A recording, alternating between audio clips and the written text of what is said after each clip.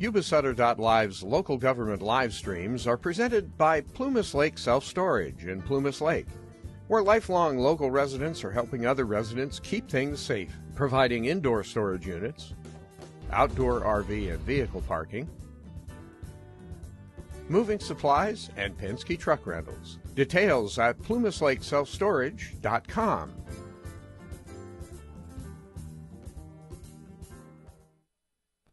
Yuba City High School. First, I would like to update you on the recent Senate meeting. We discussed a range of topics, including the distribution of certificates for attendance and open house, which was a success. And as part of the prom festivities, we have organized a Spirit Week because prom is this Saturday.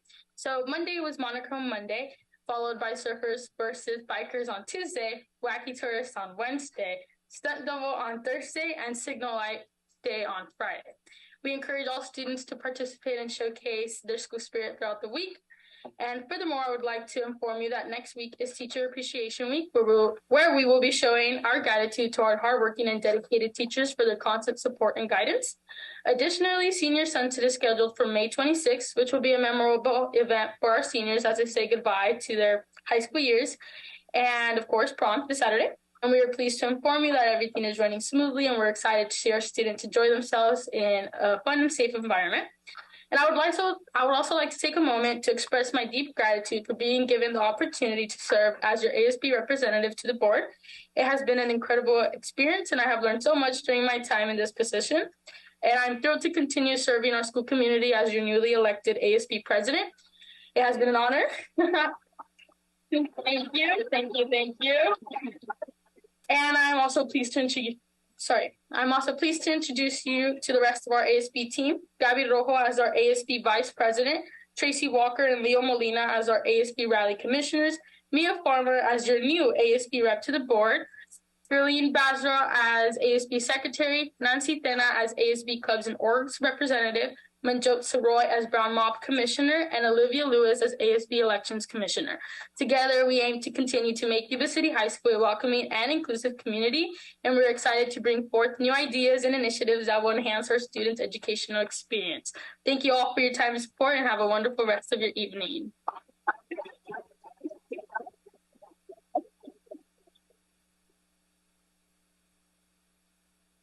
Gina Galli is stepping in for Eddie tonight. Good evening, everyone. Today I'm here filling in for our RVHS's current board member. This past weekend we had our prom and we had a great turnout. All the seniors and juniors thoroughly enjoyed it. Right now we're focusing on our next coming dance. It's our next and final one. It's called Falcochella. Falcochella, we have bands, vendors, and clubs all coming. We even have student bands performing as well. Yesterday, we had our girls softball team play Bella Vista and win 16-15. And this week on Thursday, they play against YC at Yuba City High School.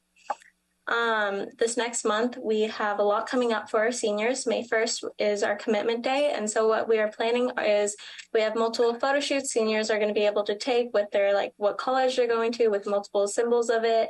We encourage them to wear their college gear. We're going to have the games and tables like ping pong tables and stuff like that for them to enjoy throughout the day, along with little treats and ice cream bars for them. We also have our grad night coming up, so we've been pressing for sales and encouraging kids to buy tickets for it. And that is all. And Gigi, what color will you be wearing at the commitment day? I'm going to UCLA.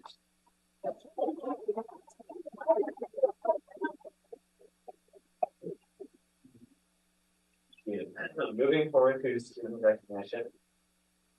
Oh, yes. So tonight we have our students, obviously the MIND students. And so Clark Bryant, who is the coordinator of our ELOC program, is going to tell you a little bit about Odyssey of the Mind and our coaches and our students. Yes, it's a great honor to be able to talk about the Odyssey of the Mind program. That's a component of our gifted and talented education. But first, a little bit about Odyssey of the Mind. It's an organization that challenges students to think outside of the box. They want students to come up with solutions to problems and being creative and solving them in a short period of time. They're also asked to be spontaneous in their solutions What's most impressive about this program is it's really not student oriented. It is very student oriented, and that the adults step back and just provide kind of a safety guide for them. To tell you a little bit more about the program, we have our amazing coach, Miss Hallett, and I'm going to ask her to come up and introduce her team.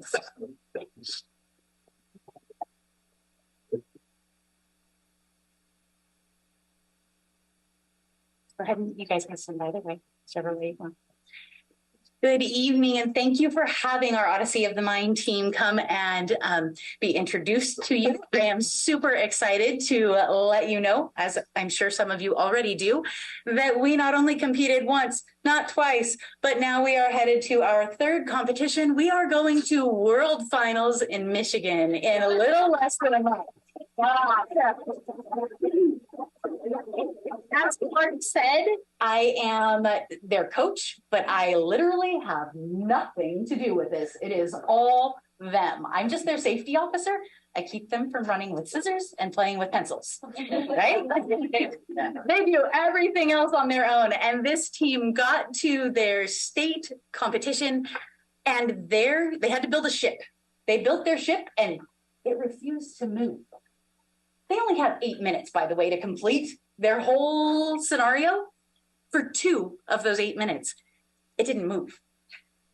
They started to panic, but this team does such an amazing job of completely working together and solving problems that they got that thing to move, and it was entertaining, but they did. Not only did they get it to move, they finished a full 2 minutes early because they got back to where they were supposed to be before their time was up. That's why these 4 individuals who I would like to introduce, I have 5th grade Ezra Pratt. Say hi. I have 6th grade Ella Tibbetts. I have 6th grade Agam Doodle. 7th grade Kairam. Point out also that this isn't just a Butte Vista team. This is a Butte Vista and AK team, because actually came to us every single week to practice and get ready and go and compete from AK. So it is a truly a district team, and they are doing such an amazing job. We're getting ready to figure out how to get a pirate ship to Michigan in a suitcase. And so those are our next challenges. It was that or pay some crazy amount to have it shipped. So it's going in my suitcase. But please give them a round of applause.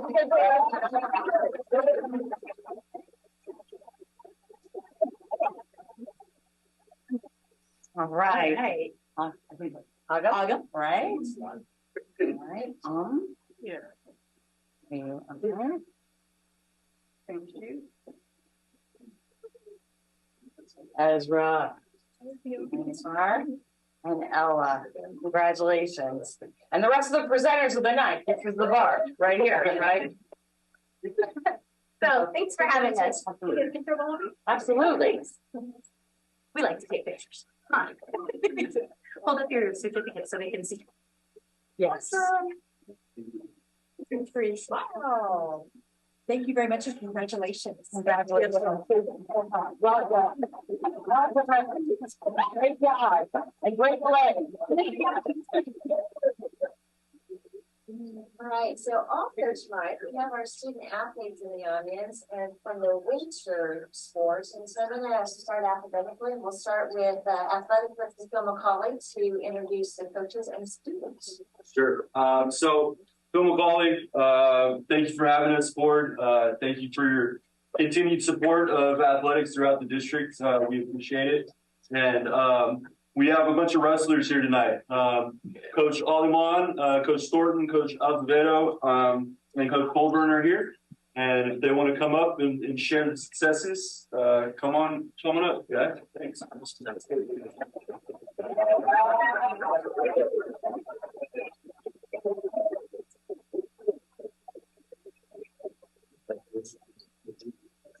All right. So, hello, Coach Marcus Solomon, PE teacher at Birchfield Middle Primary School in Calusa. Wanted to, come over here and recognize some of the accomplishments that our team had. Wrestling is one of those sports where a lot of the work that you put in directly shows out on the mat. If you kind of slack, it'll show in the match. You'll be out of shape, and you might get embarrassed a little bit. You don't have anybody else to rely on. It's just you in the spotlight out there by yourself. So coaches, we're there to help, but it's the kids out there to do all the work. This year, we had one of the most successful seasons we've ever had for River Valley. Leading the way on the girls' side was Talia Katzenberger. Talia finished the season with a 19-10 record, placed 5th at girls regionals, and placed 5th at the Sac-Joaquin Section Masters Tournament, and qualified to compete at the state championship tournament for the 2nd time in a row. Talia is a junior, and we look forward for her senior season. Kind of going down the varsity side, we had varsity boys side. We had our championship team. Our team won a league championship. We were 4-1 with a dual record, so team versus team. And then we won our team tournament outright. It's like 41 points over the second place team, which is a lot for a tournament. Second place team was Roseville. Some of the kids that helped with that were our 150-pound wrestler, Gurdarsham Singh. He placed 5th at the CVC championship and qualified to the D3 tournament. Our 113-pound wrestler over here, Max Hope, he placed 3rd at the CVC championship and 9th at the Division 2 tournament. Our senior heavyweight, Alex Ponce, he placed 1st and earned all conference honors for the 2nd time in a row. Our 120-pound wrestler over here, Daniel Ariano, he placed 1st and qualified 1st all conference for the 2nd time. I'm sorry. I wrote this down to make it easier, but it's reading is a little bit hard today. He placed 3rd at the Division 2 tournament. His only 2 losses were to state qualifiers. He just missed qualifying to state by a match. He placed 8th at the Sac-Joaquin Masters tournament and wants to continue wrestling. Our 220-pounder, Joey Colburn, he finished 2nd place and earned all conference honors. He placed 7th at the Division 2 tournament and qualified for Masters for the 2nd year in a row. Joey is also a junior. We also have Ahmad Wahedi. He earned 1st place all conference. Colin De La Fuente, 1st place all conference. Isaiah O'Neill, he's in attendance today. He earned 2nd place and earned all conference and 7th place at the Division 2 tournament and qualified to Masters. What is actually amazing about that is this is his first full year wrestling, and to have that kind of success shows a lot about the dedication and the hard work that he put in. And our 138-pound wrestler, we had Mohammed Safa. He earned 1st place in all conference. And our last all conference winner was Andreas Hay. He finished 1st place and earned all conference as well. Placed 6th at the Division tournament and qualified to Masters. Second to last one, sorry. Last one. 195 pounds. Isher Kang placed 3rd at the CVC tournament and 3rd at the Division 3 tournament and ended up placing 6th at the Masters tournament, which was a qualifier to state. So Isher was our qualifier to state on the boys' side. So even though he didn't earn all conference, he did earn that coveted state trip. Overall, we had a successful year, and we're looking forward to keeping that success continued with everybody's support.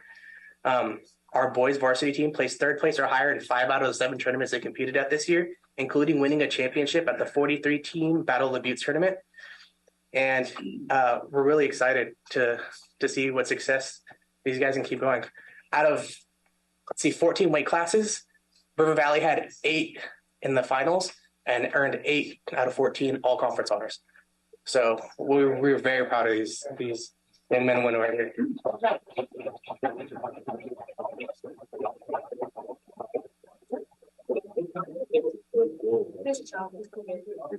like to add something real fast. Hey everybody, my name is Lee McPeak, Principal of River Valley.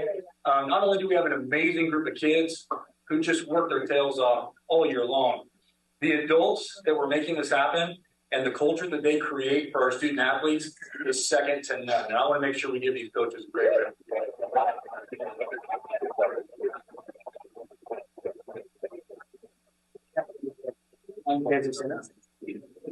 So I have a ton.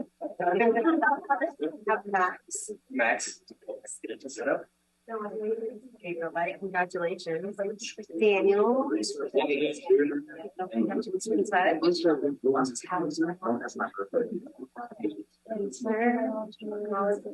Here.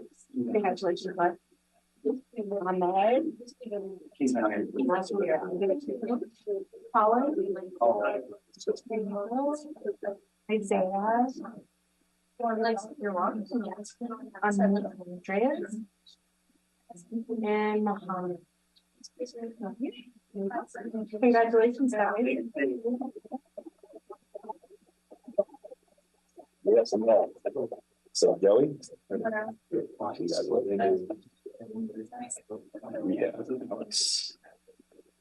Congratulations. Yes. Homage coffee? He's not here today.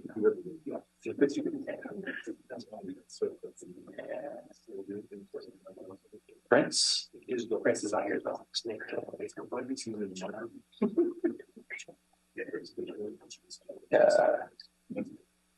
Garden Sean? Garden. Congratulations.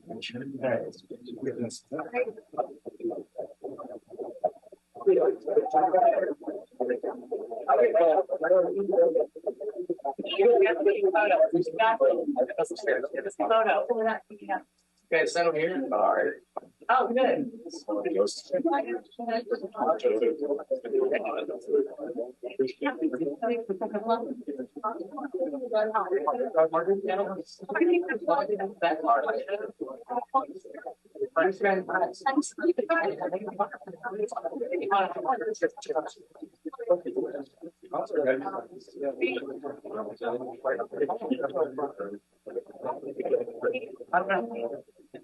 a good question. Okay, ready? Hold on.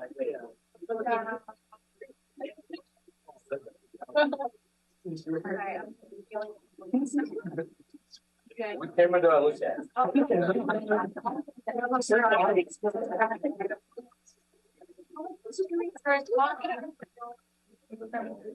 I don't know.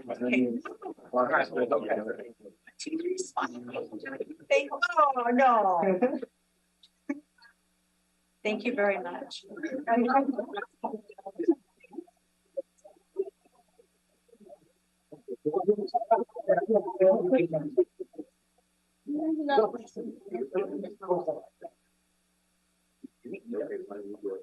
All right, and want to see that Principal Cy Olson, who's going to introduce Good evening, Board. Cy Olson, I'm the principal at Yuba City High School. I'd just like to echo what Phil and Lee said. We appreciate your support with the athletic programs. I'm going to introduce Coach Costa. Oh, there he is. I started my education career as a head wrestling coach, and so I've known Coach Costa since 2007. And I can speak personally to the integrity and love he has for the sport of wrestling and love he has for the program at Yuba City High. So he's awesome for the kids, and this is Coach Costa.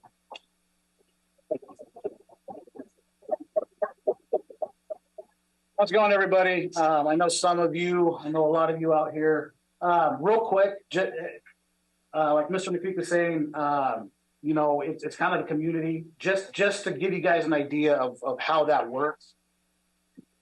Coach Azevedo was my coach in high school. Okay, still coaching. He was my coach in high school. I coached Coach Aven and Coach Adam over there. Aven coached Coach Colburn over there. There's 4 generations of coaches coaching coaches. So to give you guys that idea of like, it really is a family, regardless of what school you're from. So again, 2 different schools. I know every one of these kids, and vice versa. Their coaches know my kids. So this year was kind of a rough year. We graduated a lot of kids last year. Last year we had one of the top girls teams in the state. We had 2 girls finish in the state placer. We had 4 girls qualify. We took second in the section, and then all 8 of those girls graduated. And we were down to 1 returning girls wrestler and a bunch of new girls. And even with that, we ended up still placing, bringing back trophies. We still had 2 girls qualify for masters. Kind of the same thing with the boys. We had 2 senior boys. I'd say 95% of our varsity team were freshmen and sophomores. When that happens in wrestling and you have no older kids to throw up into the varsity squad, we tell them, you're going to get thrown into the lion's den. Trial by fire. It kind of is what it is. They're going to pay their dues, and if they don't quit by the time they're juniors, they're going to be the better kids. Kind of an example there. One of our master qualifiers, Roman.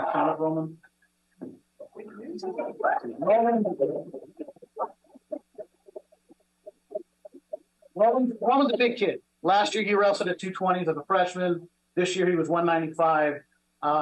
Wrestling, 18-year-olds, 19-year-olds, grown men as a freshman. He did not like it. He wanted to quit last year. And I told him, no, don't quit. I go, you don't understand, the age gap there. I told him, go to a couple JV tournaments. We won't send you to all the varsity tournaments the next couple weeks. He ended up going to the JV tournaments, went 4-0. He came back the next day and said, okay, I get it. So he went last year as a freshman, wrestling varsity, getting beat up, wanting to quit. This year as a sophomore, he qualified for masters. In 1 year, there's a lot that can happen. So we had 5 masters qualifiers. Out of those 5, 3 of them were sophomores, just to give you guys an idea of how young our team was. And we still did very well. I'm very excited for next season when all these kids that kind of got beat up for 2 years are going to be juniors and seniors. Izzy, stand up.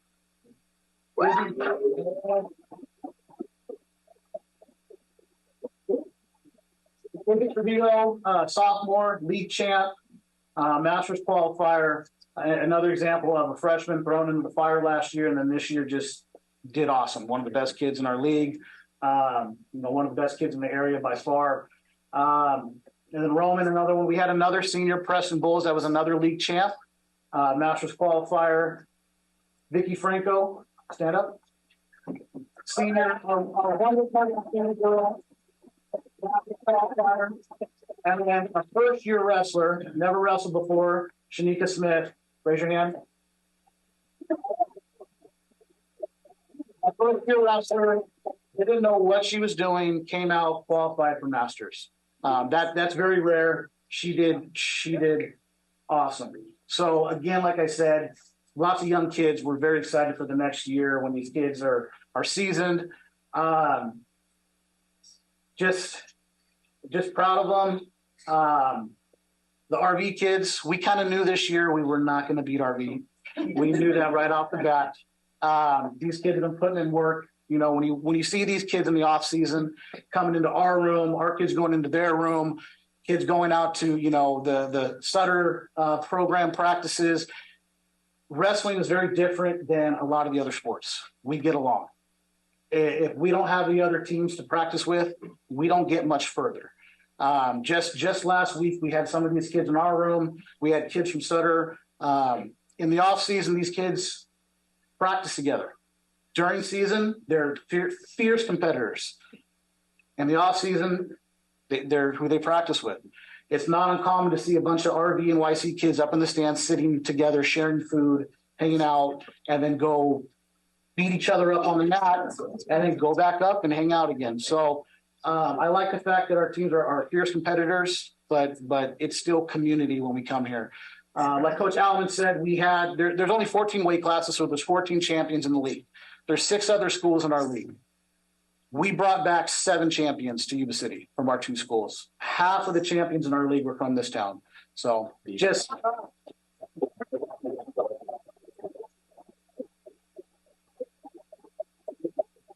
that's all I got. So excited for next year.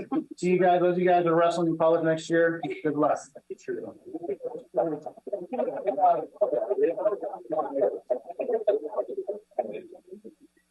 Guys, come up. You did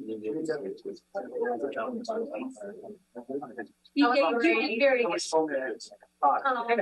There's this on top.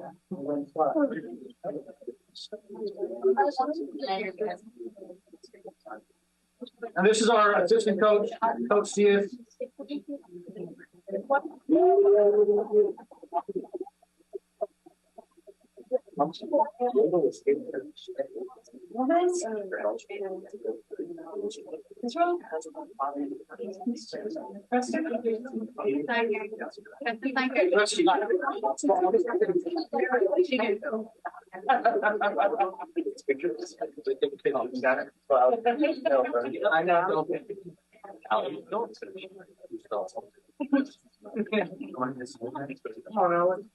Yeah, right. Big cheese.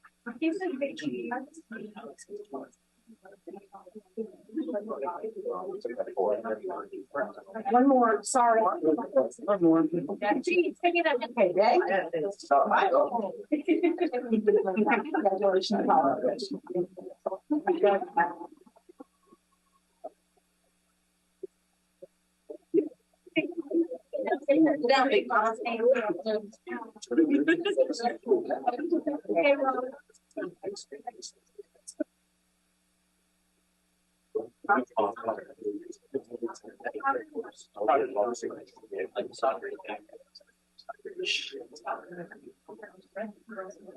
Do you want to move this? Do we have soccer players here from YC? Oh, coach is here. Come on up, coach. Sorry, I didn't know I was in music.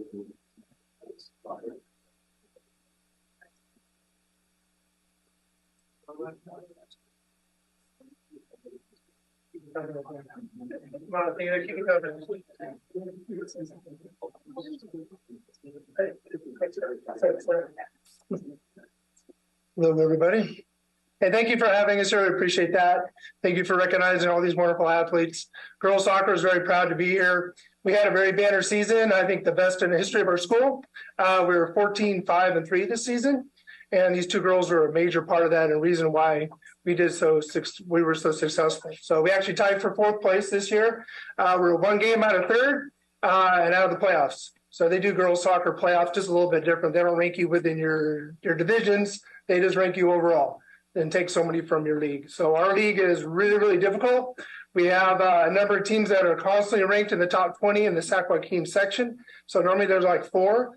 And so for us to be competing as well as we did this year is quite a testament to the ladies' hard work and their abilities to work together. So we were actually ranked, if you look at rankings, 27th and 28th this year, which is school highs for us. I think the next best rank was 59. So we very much drastically improved. So been working really hard the last couple of years to improve in the league, and we look forward to this next season. So the first player that's recognized as all league, we get 2 based upon our positioning is Athena. She's been playing at YC now for 2 years. Started playing during COVID times. Very difficult year to play. Really enjoyed having to play the year, and then she took a year off, unfortunately, from us. And then she returned last season. She's a midfielder. She led the team in assists, 2nd in goals for our team as well. She had 14 goals or so. So many assists, I can't even count them. So that's outstanding. And she's one of those players that you just don't ever take off the field. She's always on the field, and if you know soccer at all, being on the field the whole game is quite an accomplishment. To do that takes a lot of skill, especially as a midfielder when you're yo-yoing back and forth quite constantly. She is one of the best ball handlers I think I've ever seen at our school. She could literally just move that ball around anyone she wanted, no matter what. So it's really a lot of fun to watch her do that, watch her play. The way she held herself and what she brought to our practice and our team was really, really important. And so her earning first team league honors was very well deserved. So hey, good job, Athena.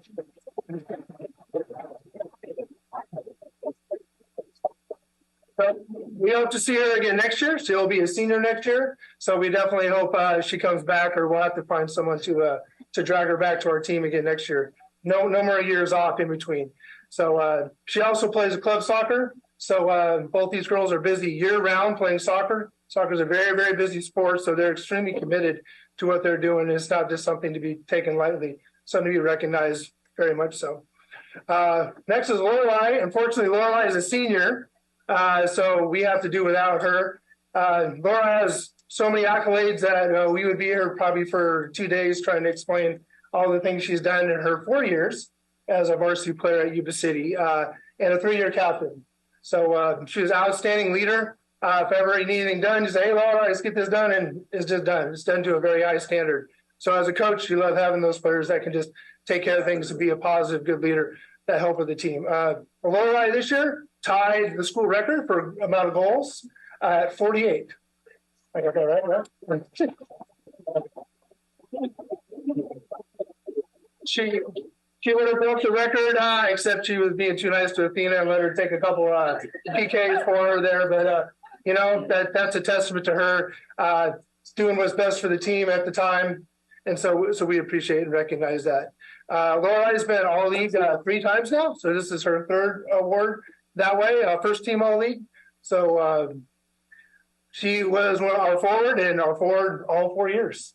So we're looking for ways to try to replace her. So anyone has any great soccer players that play forward, please send them their way over to Yuba City. So Laura will be irreplaceable in the future as we move forward. But her legacy and her effort and the way she plays will always be behind it, be an example to those that come behind her. So Laura has also committed to a Division I school, Oakland University in Michigan. So she's going to need a really warm jacket and different clothes because Michigan's really cold. So she's might as well enjoy dressing like this now because it's not going to happen for a while. But please follow her and support her as she goes through that experience. And college is a big deal. And she'll be playing some really good players in the Horizon League, all right? It's a really good league. So again, congratulations, Laura. Good job.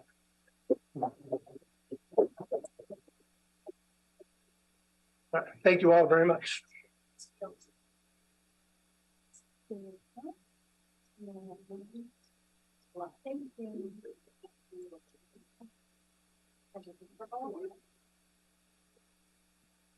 Which way you want to? Good choice. Justin, ruin the picture. No. Thanks. Smile. Thank you very much. Yeah.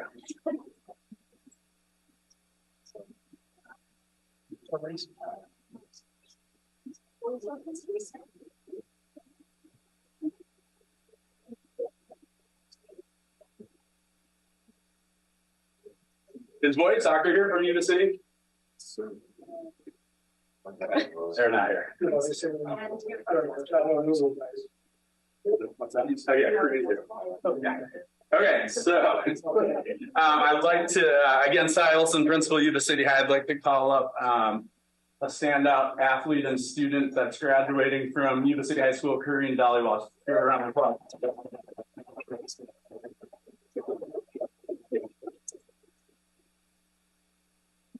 All right, so this is Karina. If I had to say something about her, she's been the face of Yuba City basketball for the past 4 years. She had a year stolen from her because of COVID, but she was a 3-year athlete. Probably, or arguably, her best accomplishment is that she has the scoring record. She scored over 1,000 points in her career. When I first saw Karine, she's kind of unassuming, and as soon as you see her jump shot, you're pretty impressed. So it was really fun to watch her play. Let's see here. She was all league this year. She's going to be attending Butte College to play basketball in the fall. And she also played in the Optimo All-Star game just last weekend, I think, right? Yeah. Okay.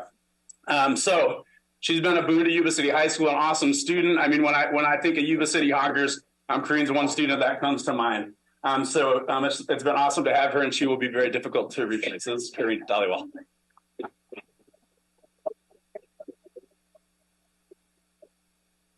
Yeah, you want to just go right there? This is your second time up here. Good job. Yeah, you could do it under.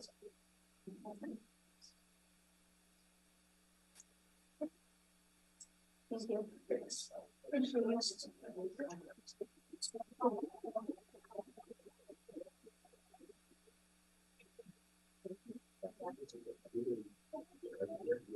Yeah, so I wanted to recognize Eric. Is he here tonight? I don't think so, but I can certainly talk about it. Is Eric Lambert here?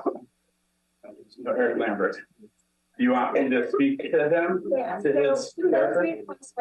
High school to recognize one of our athletic trainers, who's been one of our steadfast trainers who's advocated for our athletic training program, making sure that both RV and YC are adequately covered in this athletic program. RV, but yeah, definitely want to recognize him.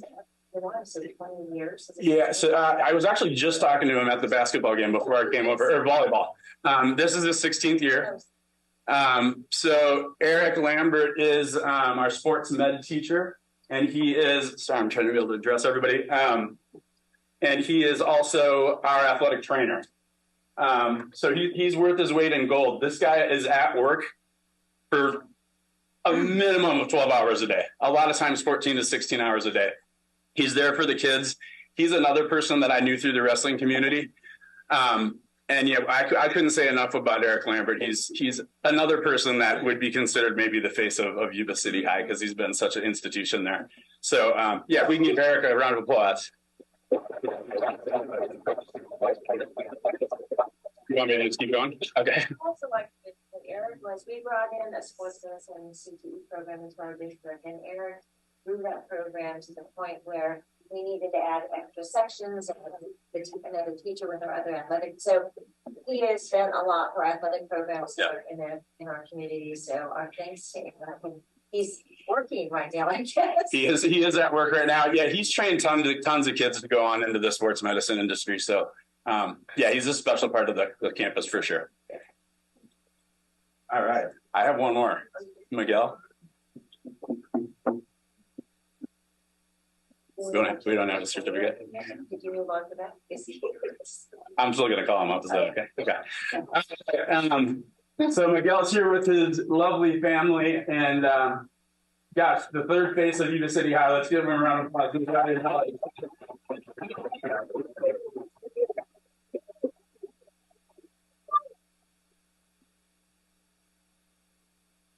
All right, so Miguel is adored and respected by our entire staff.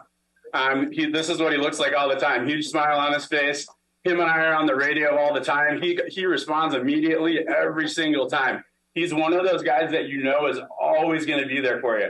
And in fact, he's so good at his job that since I nominated him for this, he has been promoted and no longer is with me. So that's kind of he's just he's coming back. So we're getting our fingers crossed on that.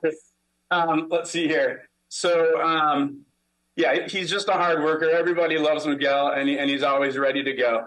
A little side note, we started playing amplified music at our staff meetings just to try to make it a little more lively. So the first few months I would tell Miguel, I'm like, hey, set up the music. And now he just does it automatically. And so there's just lively music. And every time we have a staff meeting, so he moonlights as the Yuba City High resident DJ as well. So not only is he a rock star custodian maintenance guy, but he's also the DJ at Yuba City High School. Thank you. Super proud to know Miguel, and we're hoping he gets back to Yuba City High soon.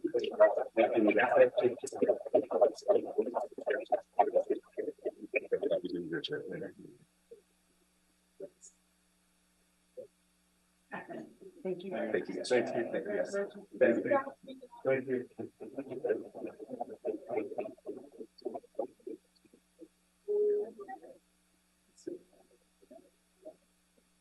Moving on to the staff recognition.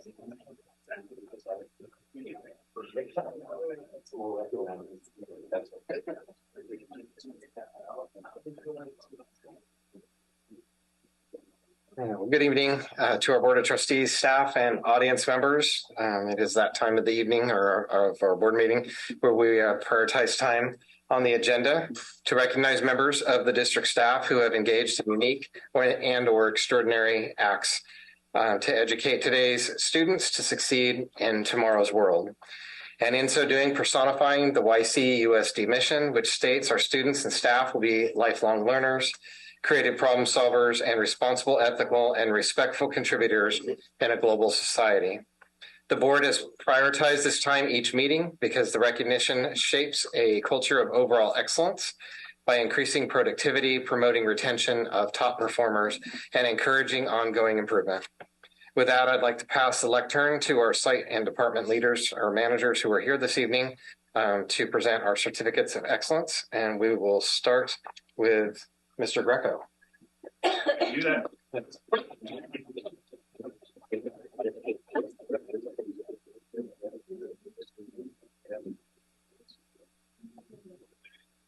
That awkward moment where my ADHD is going to talk to you guys. Okay. Thank you guys for having me out tonight and the opportunity to give an award. And the picture just popped up. So this is going to be a special one for me. When you get to a new school, being my first year at AK, for those of you who haven't been on the AK campus, AK is massive. I mean, it's like the size of a high school. So it is a huge feat. When you get to a school, the two things you don't want to hear is your secretary, like your principal secretary is leaving, or your head custodian is leaving. And the day I got there, I found out our head custodian was leaving. And it's that moment where you go, oh no, because when you're trying to make a good school environment, you've got academic learning conditions and you've got physical learning conditions. And the custodial team is wholeheartedly your physical learning conditions so that you can do the job, the work you want to do. That piece has to be locked down. So when I heard our custodian was leaving, I had that moment of, oh no. And then I found out that Gerardo Quintero, you want to come on up? Let's embarrass you the whole time. Had got the job of head custodian at our site. So that in itself is a huge undertaking. And before we go further, this is Gerardo and me. This is my first year as a principal, and this is his 8th grade promotion. So he was a student of mine way back in the day, and he made the mistake of sending me this picture. So, so we're going to make sure it comes up a few times. But I think a few things speak to what he's done. First of all, we've had a huge turnover of custodial staff. It's a brand new custodial team. He's managed to bring them all in, organize them, make sure the work is done. The staff comes to me continually, oh, the campus looks so good. Hey, they did this for me. They're doing all these wonderful things. I don't want to offend you guys. Board meetings are not necessarily the most fun thing in the world. But what speaks to Gerardo's leadership is his whole entire team has shown up here after hours to support him here tonight in this.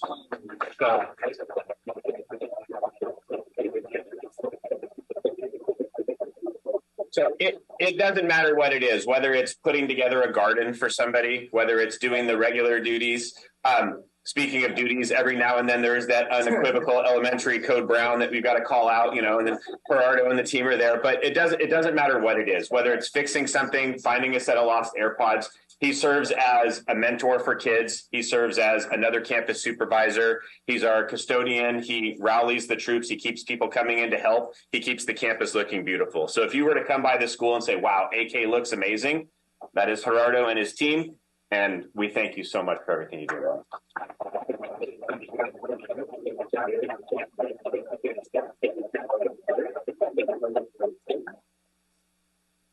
I've had the pleasure to work with both Mr. Miguel back there and Mr. Gerardo as well. And when Mr. Miguel left AK, I was like, no! But thankful that we got such a great person who genuinely loves what he does and always does it with a smile. So happy to have you. Thank you. Appreciate it.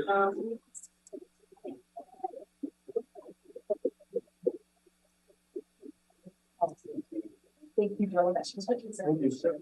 You're on place. Director Essie, would you like to go?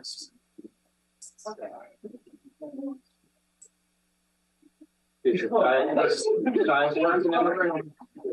wasn't in the room. Should have had reserved seating for Patricia. I had to stand in the back for all the festivities. Wrote this down so I didn't forget anything. It's my great privilege to recognize Tricia Collier as an outstanding employee of Yuba City Unified School District. Tricia started here in November of 2004 as an accounting specialist 2. In the accounting department, she was quickly promoted to a specialist 3 in April of 2005.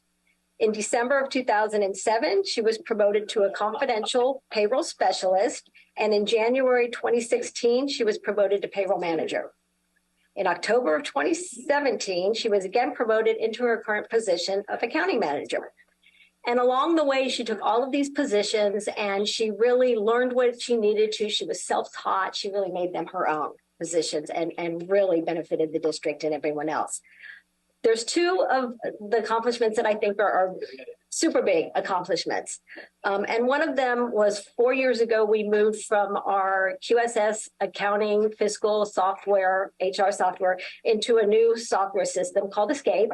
And Trisha single-handedly took that on and did basically everything needed to get everything in the system, to train all the employees, to become the person in the know of anything in that system. And she is the go-to person still for the Escape system.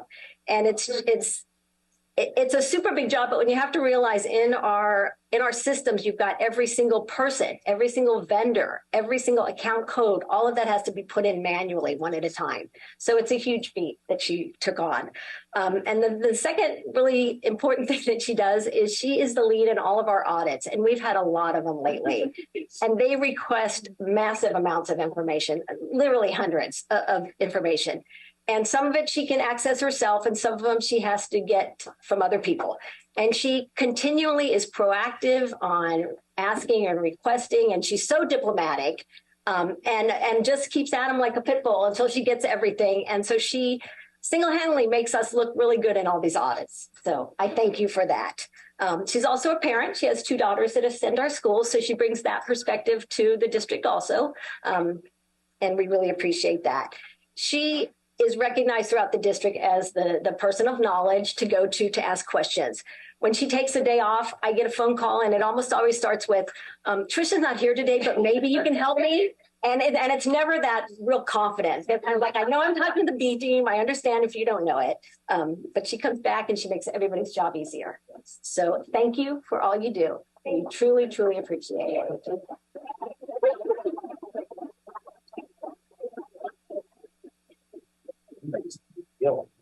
She is a big deal. She's such a big deal. She's almost a close family friend of my family's too. So I didn't know she was that big a deal around here. Oh, show her some respect. Oh yeah, no, I know she's a big deal. This guy back here too. Your husband's in the back. Picture the 3 of you. Okay. Come here. Come here. Let's get one of the 3 and then one of the 4. How's that? All right. Come on. You always find ways of controlling. He's very cute. I didn't plan to be in a picture. Come on. Okay, you smile. Thank you so much. Thank you.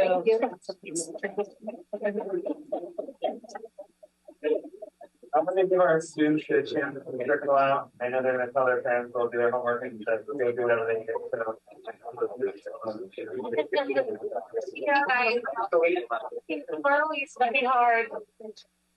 We don't take it in homework.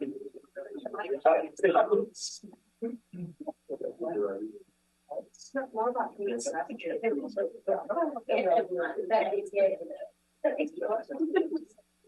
So next I want to introduce to you one of our nutrition services supervisors, David Haggard. He's going to introduce another employee. Could you bring this up? Bring it on.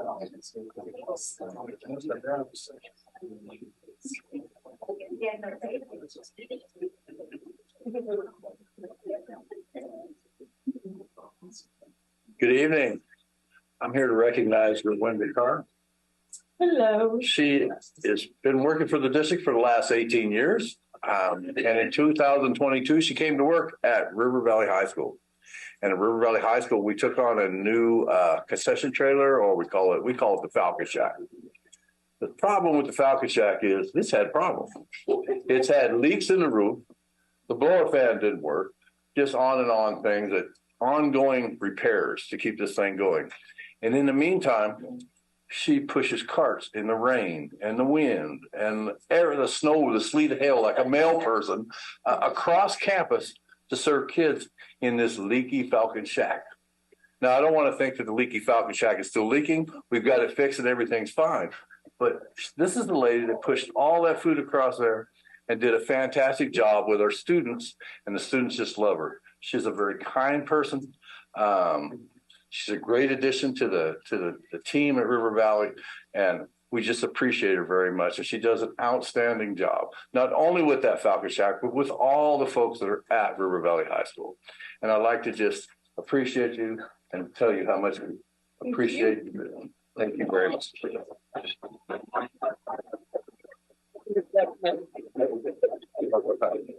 Let's say something. He's a very good supervisor, but my Lisa, my manager, she's the best manager. Yeah.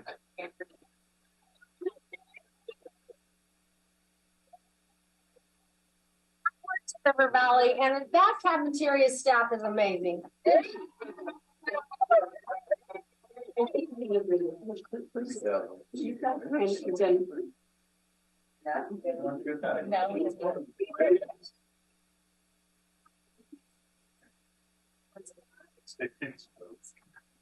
Thank you so much. Thanks.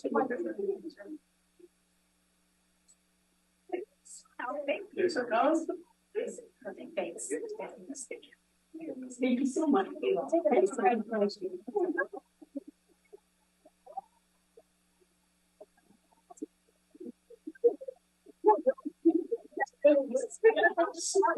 Yeah,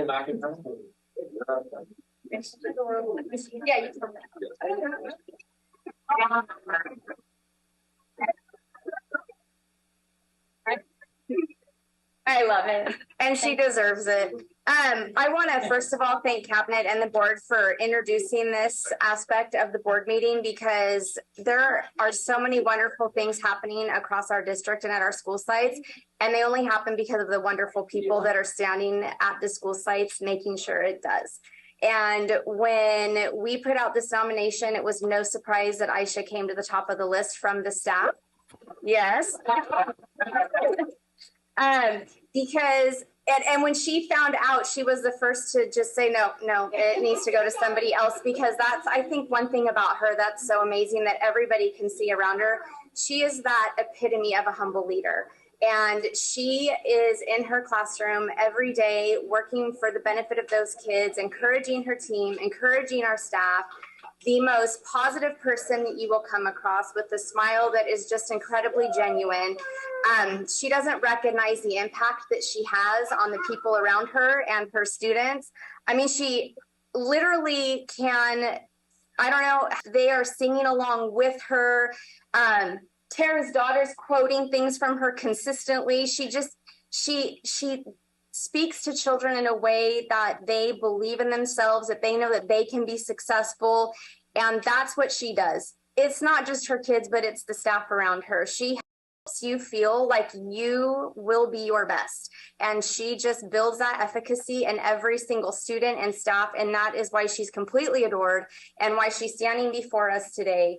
In a world where social emotional learning needs to be at the forefront, it always has been for Aisha, because that's always been her top priority, is making sure and knowing that your heart and who you are as an individual will be able to accomplish exactly what you need to be in life. And so with that, I just want to give her the biggest round of applause and thank her for sticking through with being the most amazing educator that she is right now and continues to strive to be, and the growth that she has for herself and for her team and for Bridge Street School, because she's instrumental as a lead teacher and part of our PTO, and just really building that school community that we know is important and we can't survive without. So thank you, Aisha.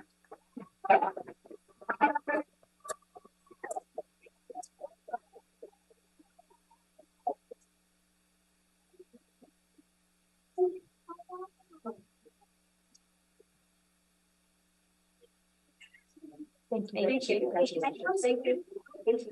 Have a good. Oh, okay. She had one page.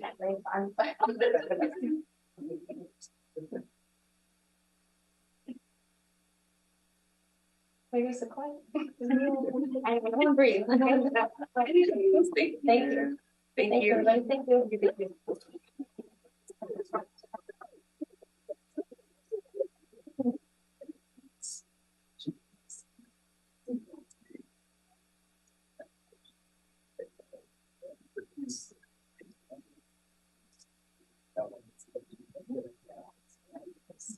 Moving forward, there's no comments from the public on items on the agenda. Correct. Correct. And then I know some people I see trying to grab their purses. You can. Thank you for coming. Thank you. Oh.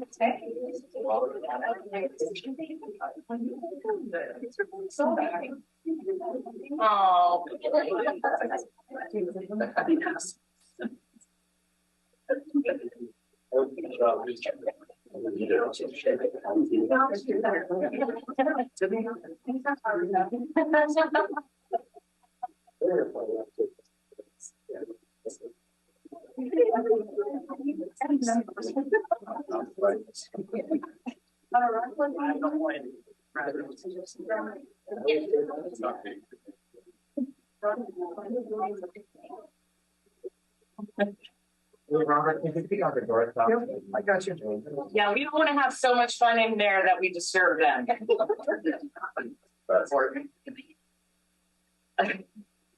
All right. Moving forward to reports and information, the Williams quarterly report. Yes. So I am second from the first assistant superintendent Longzep. So for the months of January, February, and March, I'm happy to report that we have no complaints to the board.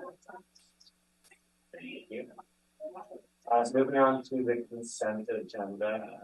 Is there any item anyone wishes taken separately? If not, could I have a motion on the consent agenda? I move that we approve the consent agenda as it stands. So seconded.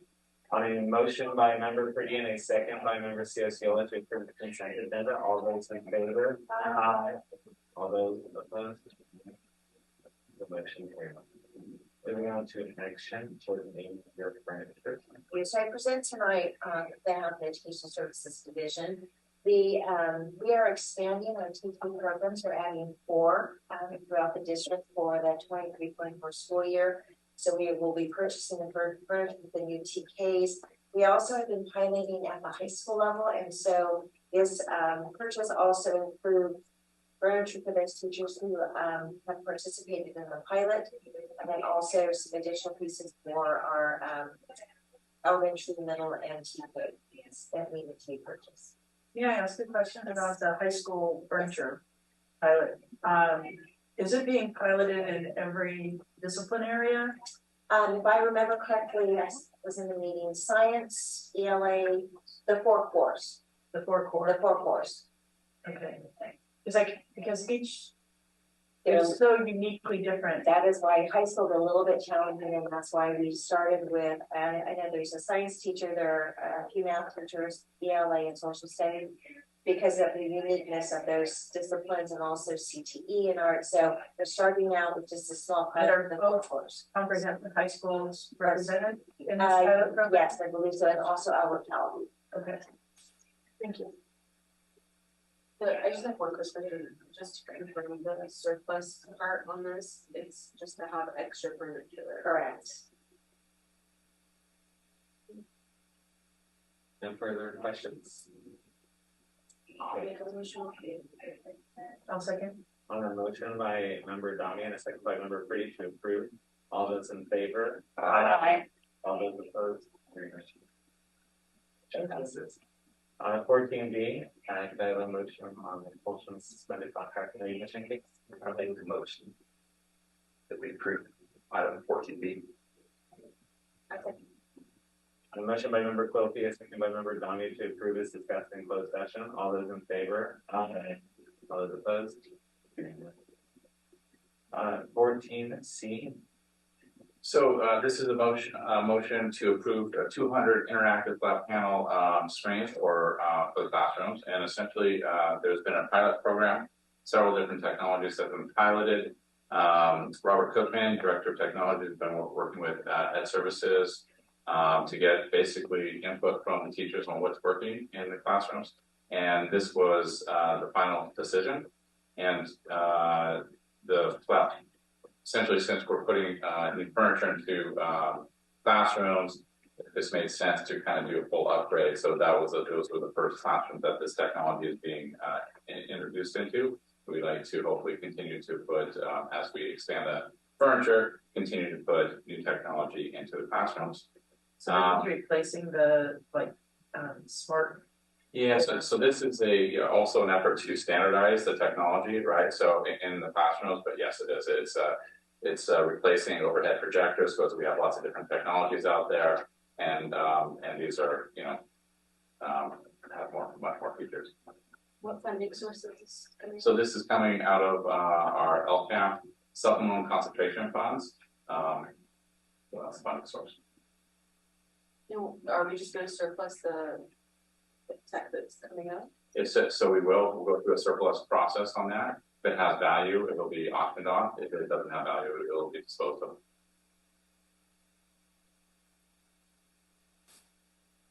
I think there are no further questions. I have a motion on 14C.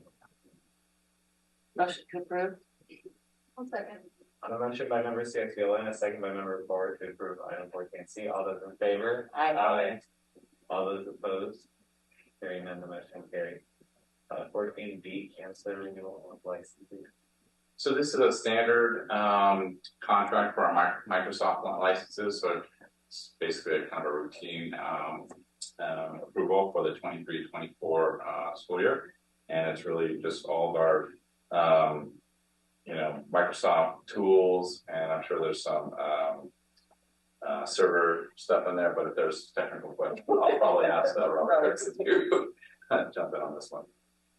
Are there any questions on it? All right. If not, could I have a motion? I'll make a motion, we approve it. 1 second. On a motion by member Quilty and a second by member Lamb to approve 14B. All those in favor? Aye. All those opposed?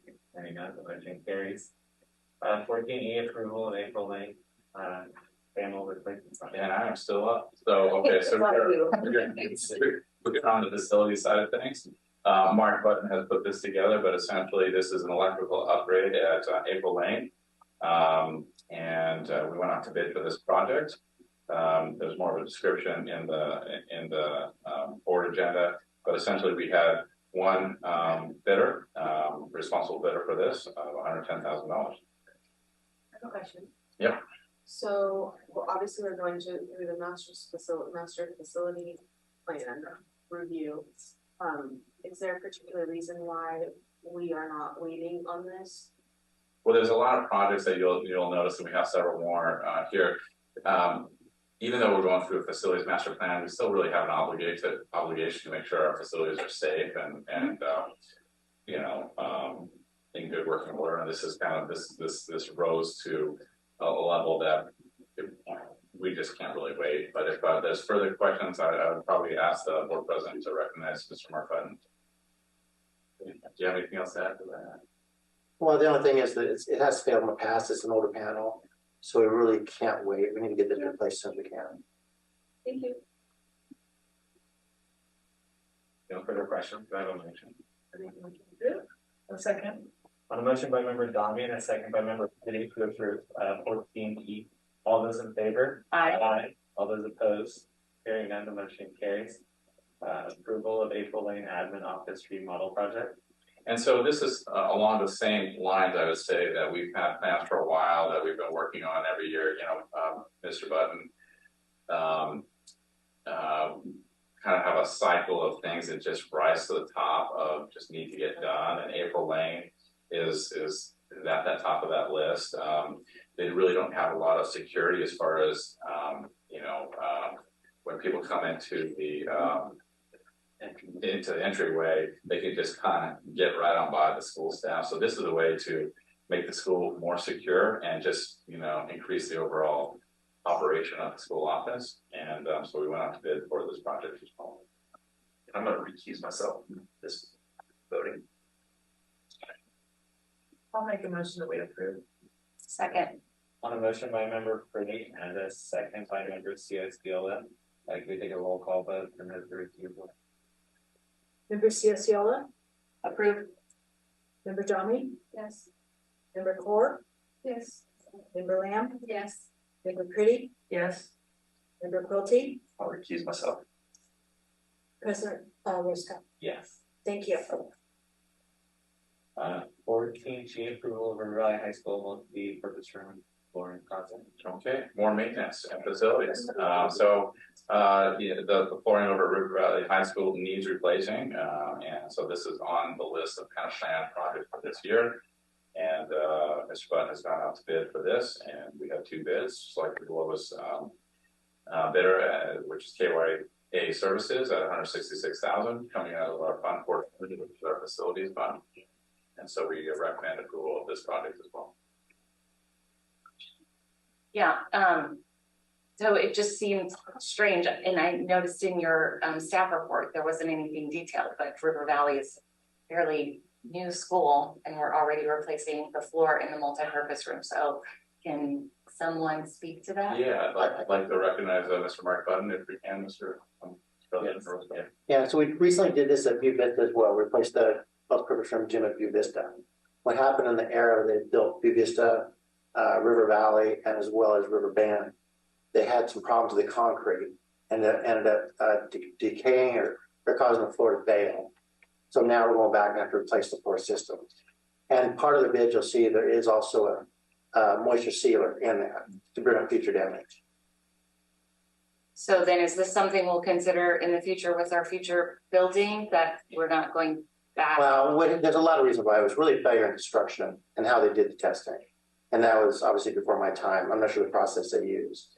But the moisture content in the concrete slab exceeded when they either put the VCT down too quickly, or they didn't get it cured out of time, or they didn't seal it properly during construction. That's what caused the VCT to eventually fail. Okay. And now we're replacing the construction materials that failed when they built it back about 15 years ago.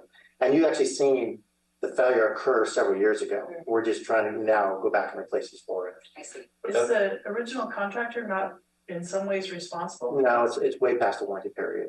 2005. Yeah. So those 2, I'd say, key points here, but Mark is more the expert here. And one is stacking out your project and making sure you have all the right specifications, but also the second step is making sure that you have an inspector inspect it along the way to make sure that the contractor is installing everything according to those specifications.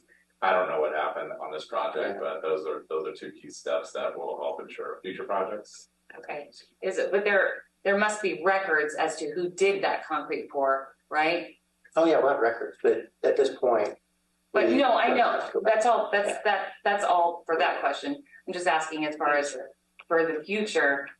It will not be that will be taken into consideration when seeing bids. Don't hire that guy. Yeah, don't hire that guy. Just wondering if there's a little right next there. Yeah. So is that a yes? Is that affirmative? That's an affirmative that we'll look at this the contract. I think you're out of business. Okay. Seriously. Yeah, we are. Okay. Yes. Yes.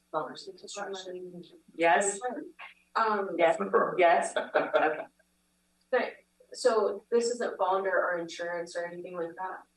No, when we look through it, because when you look at it, because the duration of a product that's been in construction for almost 20 years, 19 something. So we've already had that much use of the flooring system. So at this point, it's almost to replacement cycle. It's probably not too far out of the normal replacement cycle. Anyways. Yeah. Because all building materials deteriorate and have a lifespan. Concrete shouldn't.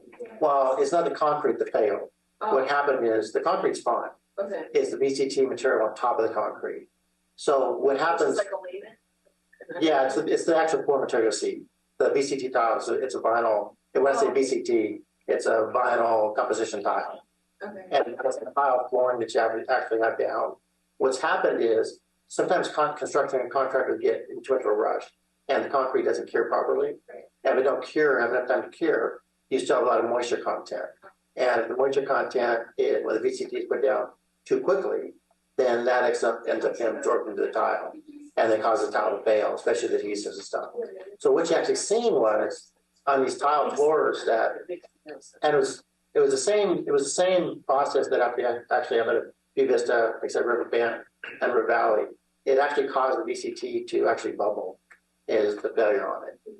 So now by putting the moisture barrier on top of the concrete before we redo the flooring, that should solve the problem. is it having a vapor barrier between the concrete and the flooring material. Does that kind of make sense? Thank you, Mr. No, I understand what you're saying, but it doesn't make sense to me because I'm thinking of like, okay, building and pour the slab first, and then you have months between the slab is poured and when the building is erect, right? Yeah. If you're, I understand it now with what you're talking about, the moisture content and the vapor barrier. Yes. I understand that lingo. Yeah, and it depends on the contract. Sometimes it depends on the design of the building. Sometimes you'll do your footings, get your walls up, and you come in later and do your slab. Like garage. Like a garage. Gotcha. And then if the slab's done later and the contractor's on a tight schedule, sometimes they won't allow enough time for it to have moisture to get out of the concrete mix. Makes sense. Thank you very much. Sure. Are there any further questions? Make a motion to approve. Second. On the motion by member Donnie and a second by member Cianciola to approve, all those in favor? All those opposed? Hearing none, the motion will carry.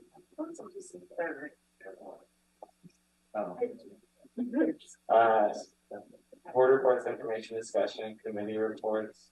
There's a graduation committee meeting, and that will be coming forward. The policy will be coming forward later. To discuss the requirements of elective credits for students at Albert Powell High School. In particular, how a requirement might be a little restrictive on students who have come to Albert Powell from Yuba City High School, because they've had less opportunity to enroll in elective courses because they don't have the block schedule like River Valley does. So there'll be a proposal coming forward in May to discuss remedying that through an exception for, is it just for the UC High students or It's for any student. Okay. So this will make it a little bit easier for students to transfer from Yuba City to Albert Powell to graduate on attain enough credits to graduate. Correct.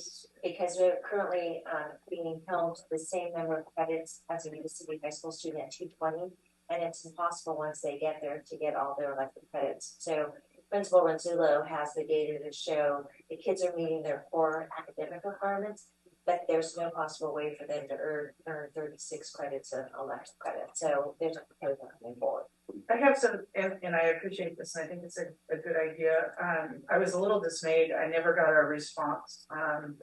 We got a notification that this meeting was going to happen at 7 a.m.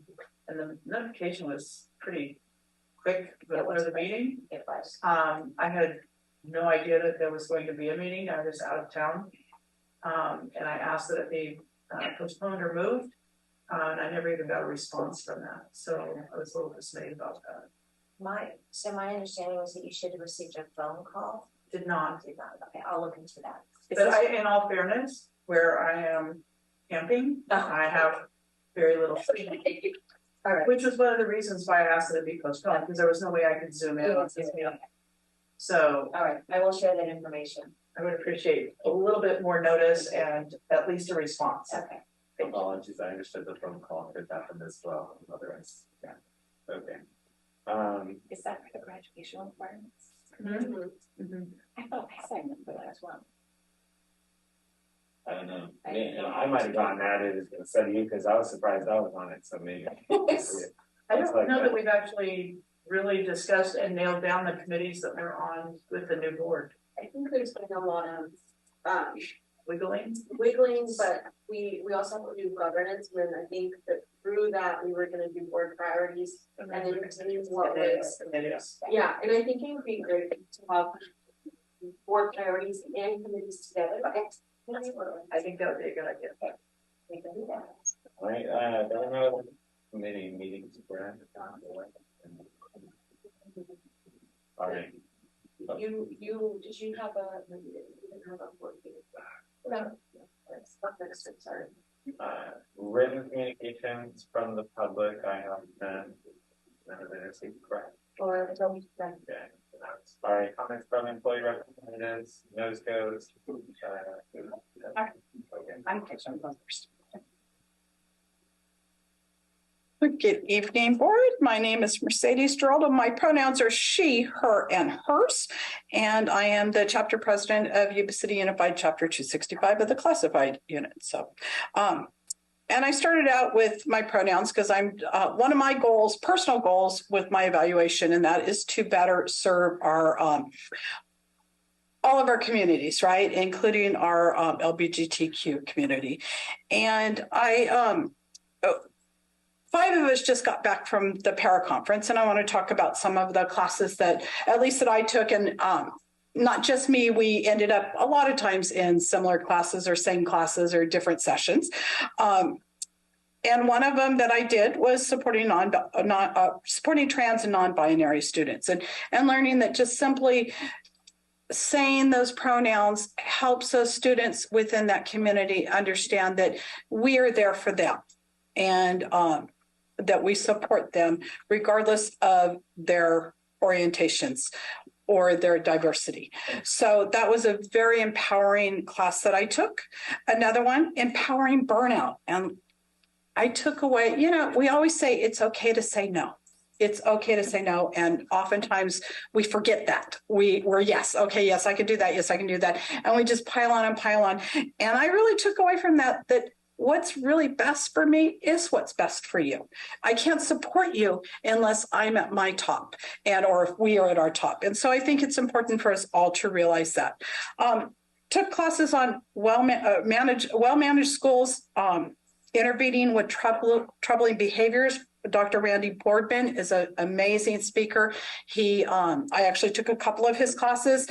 He has a whole series of classes on behaviors. It's about time to teach and a time to learn. That was also by Randy Boardman. Introduction to neurodiversity. We don't even talk about neurodiversity, but this is that diversity as a whole, who we are, not our sexual orientation, just that, but who are we in our religious beliefs? Who are we in our cultures? Who are we in the culture of the school? So that was just really very empowering. And then also diversity in the workplace. Can you see a little pattern here? And then of course I would be remiss if I didn't take the class called Paraeducator Legal Rights and Duties. Also took the class in Introduction to the What's and What's Not of ADHD, Scott Gutentag. That was a class that I had no intention of taking a 3-hour class, because that's 2 blocks that I could take 2 classes. And, heaven forbid you get stuck in a 3-hour class and it's not a good 3-hour class. Amazing. Didn't realize it was 3 hours. It was gone before it was over before I even know it. Just absolutely amazing and empowering. And I do appreciate the district and the board supporting paraeducators to send us to the conference. And, our goal is always to send more.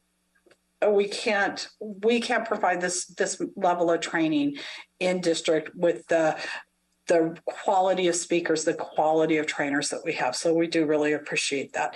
And I believe that one of the paras wants to come and do a presentation on what they some of the classes they took, and hopefully we can all come together and do that.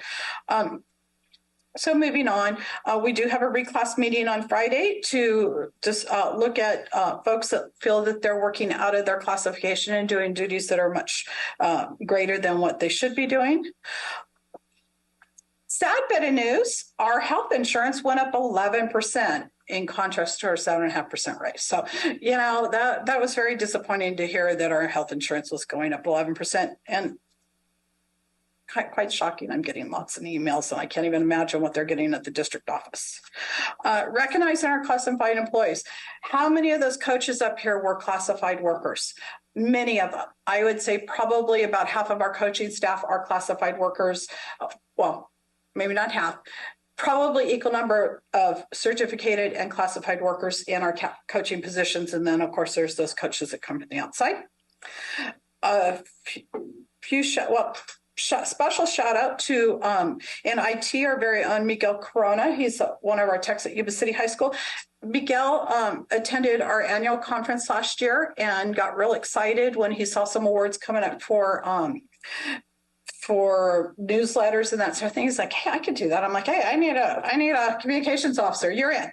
So not only did Miguel take on that role, but he has now been appointed as a state appointed position as our communications officer for Area A. Area A is the area that are basically the whole North State from Galt all the way up to the Oregon border, and we kind of border I-5 over to Nevada. So he will be helping and supporting chapters throughout the state on communications, also known as COCOS at the state level, and just finished their communications academy that not only was he a participant in because he's a new communications officer, but that he helped to facilitate. And I got great reviews from the chair saying how wonderful he was. So if you see Miguel, give him a little shout out for that. Also, please, if any pictures we take of classified workers, if you want to send them over to him, that would be great. Okay. And then just some extra little shout outs for the para conference. Like I say, we had 5 paras, including myself, that went. That's a sacrifice taken away from your families and that sort of thing. So I do appreciate that. But Patty over here in the special ed department, she really, poor thing, she really worked with me, and we tried to get this stuff paid for ahead of time so it didn't have to come out of our pockets, but didn't quite work. But Patty did put in lots and lots of time trying to make it easier for us paras to go without having to put money out of the pocket. We thought we got the hotels paid for, but at 6:30 in the morning, the good thing I was up ready to go, but 6:30 in the morning, I got a call from the front desk. Is this all going on your credit card? And yes, it did end up going on my credit card, and I'm waiting for that reimbursement, but not for the lack of Patty not trying very, very hard. So I do appreciate that. And another quick shout out, our library staff, we're going into that crunch time when all those books have to be checked back in. All those books have to be processed. The high schools, the middle schools that have textbooks out, that's going to consume a lot of their days. Those elementary schools are still going to be trying to get it back in all those library books and getting their library set for next year. So we appreciate them. And finally, our ELOP paras. We have, this past year, we took in all of the after school folks into the unit as paraeducators, and they're doing a great job out there trying to help these kids and running little study groups, making sure their homework gets done, that sort of thing. So I really appreciate them as well. Thank you.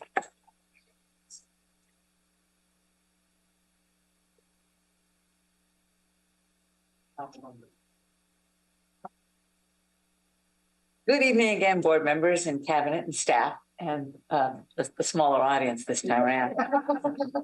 I'm Dean Likens, president of the Yuba City Teachers Association. I'd first like to thank you for giving us the time to address you tonight.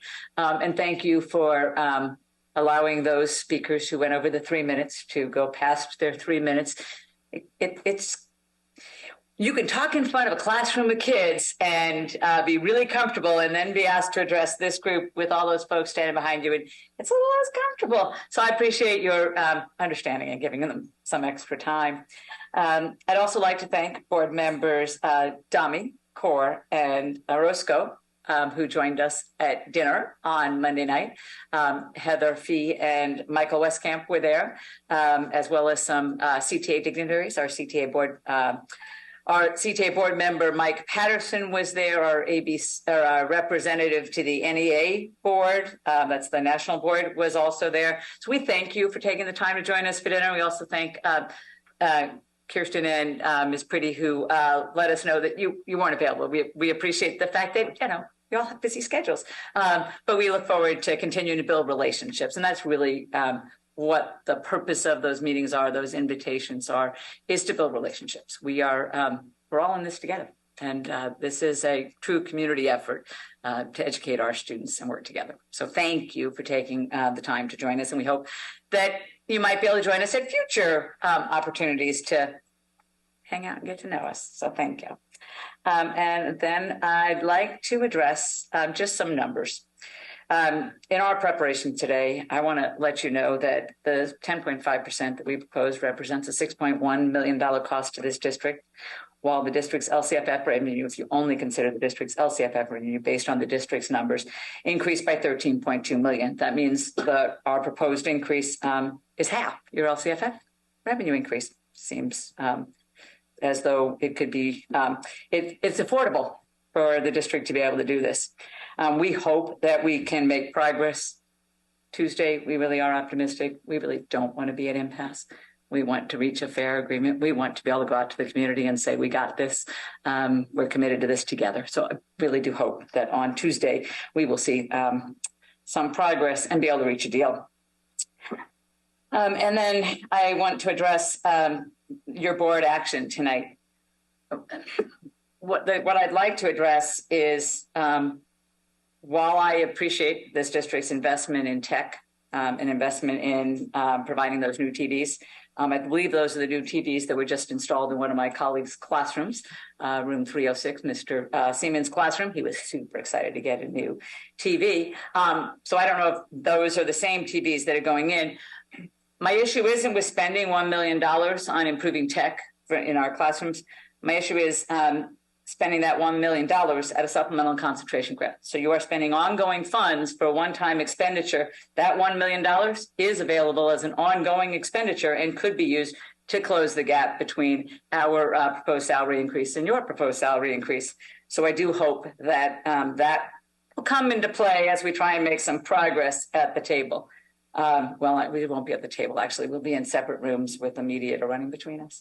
But hopefully that mediator can help us reach a deal. Tonight, in your board action, you also accepted the resignation of 6 YCTA members. A couple of them tonight might have told you that they have sought employment elsewhere, but have not yet resigned. I suppose that'll come on future board action. But you also acted on the retirement of Socorro Ramirez. Socorro is a teacher at Park Avenue. He's been a teacher at Park Avenue since 1992. Socorro is one of those amazing advocates for our students at Park Avenue. Park Avenue is a staff with relatively small turnover that is uniquely committed to that student population, that community population, to the students and their families at Park Avenue, and Socorro is an integral part of that. So she will be missed at Park Avenue. To date, the district's attrition rate for the YCTA bargaining unit is up to 35. That represents 5% of our bargaining unit has announced that they will not be back next year. So we really do recognize the urgency of making progress and hope you do as well. So I thank you for your time this evening.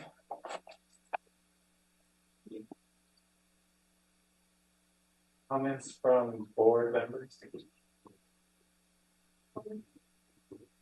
I want to give a shout out to facilities, Mr. Button. As I work at AK, I've noticed the new deck outside of the staff restroom. It's fantastic. You don't hear yourself creak. But it's nice to see those things, which in my mind can be small things, but they impact so many people. So I appreciate that. We have the book fair at AK this week, and the kids are enjoying it. And I think next week for the rest of the school, or in the coming weeks, we're starting SBAC soon. So send all the prayers I can to all the teachers that have to facilitate that beast. So yeah, good luck testing. Enjoy it. I'm in it right now, so. Yeah, I just wanted to say, as the district and the teachers prepare to go into mediation, which I've been through a few times, I hope that both sides will find ways to come together. I hope that both sides will find a way to make this one mediation the only mediation that's necessary, because the longer this goes on, the worse the relationship between teachers and district becomes. And we don't need that. It's not good for the kids.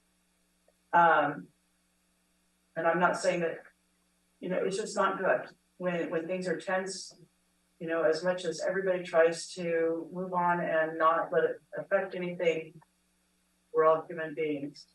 So I would like for both sides to relook at priorities. And I would like both sides to be able to move so that we can get out of mediation as quickly as possible.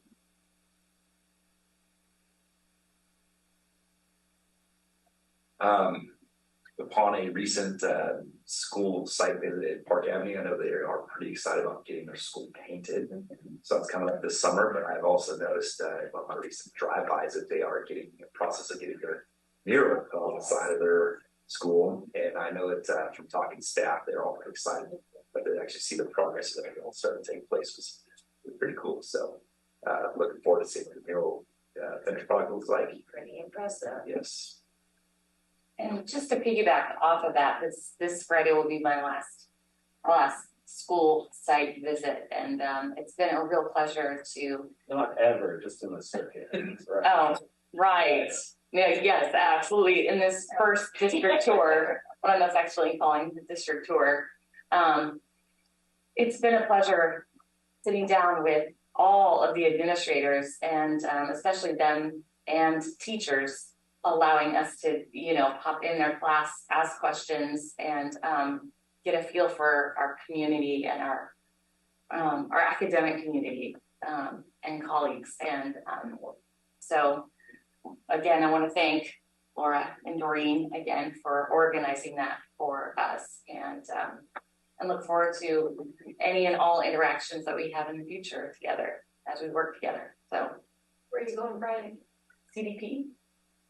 All development programs. You should apologize to Harpreet because she gets all the emails that are meant for Harjo, and I feel bad for her because I'm sure the teachers aren't emailing her about the raise. They should need to be emailing her Joe. I just feel bad for her. Yeah.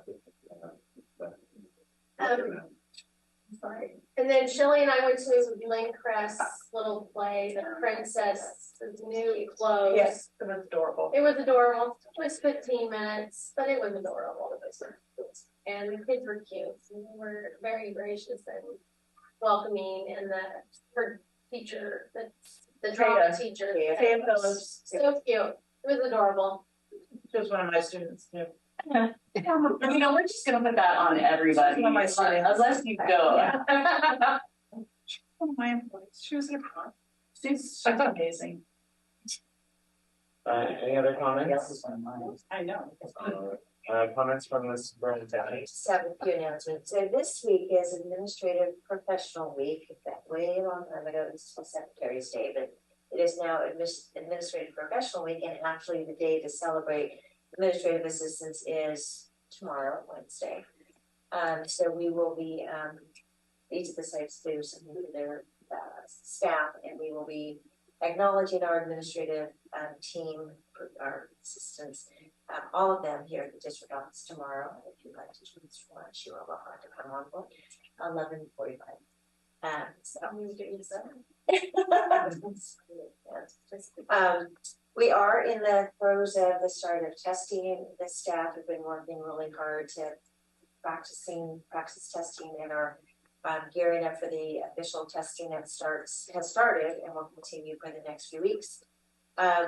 We are also gearing up for summer school. So the summer school principals have been identified and are planning for summer school that will be located throughout the district. Yuba City High School has a performance. You should have gotten an invitation. Starting Thursday, Friday night, Saturday night, and I believe there's a matinee on Sunday. So if you've not been able to attend one of their performances, I would highly recommend. The group there does an amazing job, and it's in the multi-purpose room. And there's alumni. Yes, that is they had requested that our alumni be able to come back and play in the band and performance. So it's going to be quite an event. So I do have an opportunity. Please do try to attend.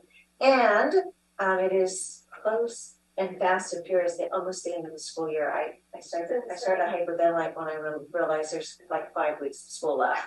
So promotions and graduations are being planned for that last week of 27 days left. I don't know, I didn't get that specific, but it's probably something like 27 days. But we will have that whole week of end of May, first couple of days of June, many celebrations going on. And again, teachers are working and classified staff are working hard to get to that finish line. So the signups have gone out for you to attend those celebrations. And so we will remind you as we get closer to those. One more thing, could you speak to the city council meeting? Yes, so the city council, in celebration of Yuba City's high school centennial birthday, is having one of their city council meetings at Yuba City High School, I believe at 1:45 on May 2nd. And the goal was to have the meeting there as a celebration, but also for our students to be able to see our city council in action and see what is going on in our community. So opportunity for our students to see, but also to celebrate Yuba City High School. Other celebrations going on. Our mayor is an alum of Yuba City Yes, High he School. is. So he was not one of my students.